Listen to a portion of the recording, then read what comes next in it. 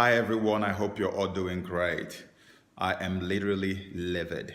I am very angry and I pray that God will help me to control myself. I read it in the news a short while ago, and I'm sure you must have heard rumors. It came as rumors, but it shouldn't be a rumor because it's there in the news. Go to Punch newspaper, you're going to see it. A couple of other newspapers carried it. The federal government of Nigeria, under Buhari, has just acquired a license, a radio license to start a Fulani service radio station with our money through the Ministry of Education, I guess, with our money. They have just acquired the license and they are setting up a Fulani radio station with our money. Shortly after, they had already sat at table to negotiate with the Fulani herdsmen under Miyetti Allah to give them 100 billion. For what? Nobody asked.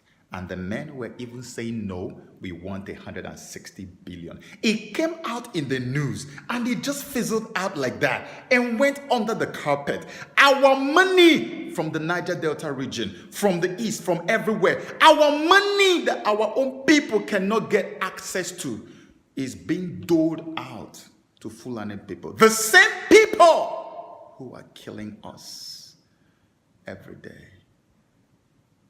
I remember when Radio Biafra, when Buhari came to power, one of the first things he decided to attack was Radio Biafra. He and his colonial masters were ready to destroy Radio Biafra. They were looking for how to jam the frequency and do all kinds of stuff. They say, no, they cannot do it. It's a terrorist organization. Now, listen, Fulani herdsmen have been declared the third most dangerous, most wicked, most deadly terrorist organization in the world. Nigerian government has not as yet even proscribed them. Rather, they are sitting at table with them to negotiate with them and give them our money. And nobody's talking. Nobody's saying anything. They have all their rifles, their ammunitions moving around. And suddenly, Obasanjo shows up and says, hey, these guys are serious. They want Islam. Boom! The Fulani herdsmen probably sent a message to Buhari, and the next thing he signed executive order. Every gun license revoked. So the citizens who cannot be defended by the security operatives, even in a situation, in a nation where hunters are now being used to go and push back terrorists, you are telling us you are revoking gun license. On top of that, you are buying a radio license for the same Fulani people whom we know you will never ever disarm. So my question is this. How wrong was Olatunji Dare of Nations newspaper? You remember that editorial, November of 2018, by that guy who said that he could authoritatively report that the family of Jubril, remember Jubril? This is a Yoruba man. In fact, he was even advising them to update his own report because the family of the man is in Abuja. He said they were in Abuja to negotiate with the federal government and that they said they want to have a power sharing arrangement at the federal level in perpetuity, meaning forever. In other words, they will permanently become power brokers in Nigeria. Foreigners.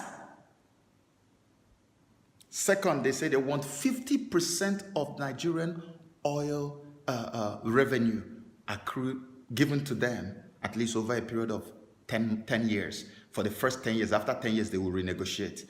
50% of the oil revenues. And this was November of 2018. And now we are in May of 2019, and government is sitting at table with the Fulani herdsmen to give them 100 billion, and they are demanding 160 billion. Okay, so is there any dot here to connect, or there's no dot to connect? But nobody's talking about it. Everybody's quiet. As if they just poured some ice cold water on the heads, on the brains of the people. They are harvesting human brains in Nigeria and replacing it with kerosene.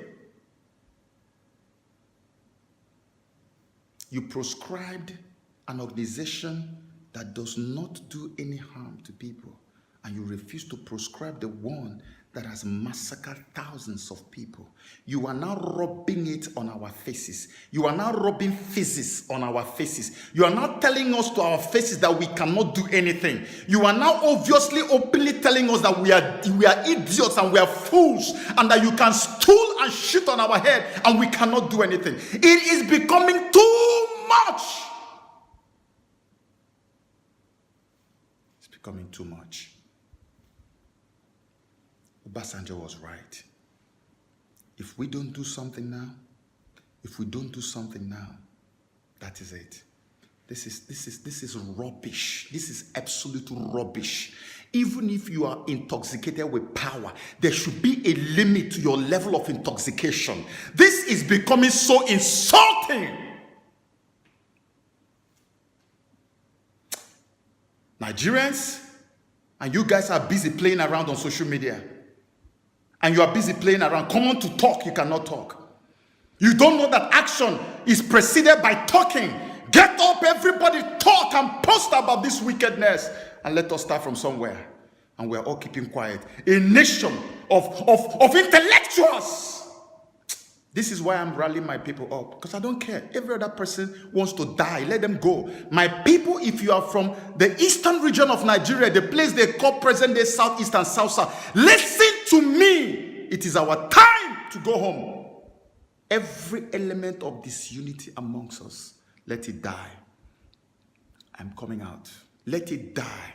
We will make sure that our people are brought together, so that we can take back our destiny. These bloodsuckers don't give a damn. They don't care. They don't care. They don't care. They want us.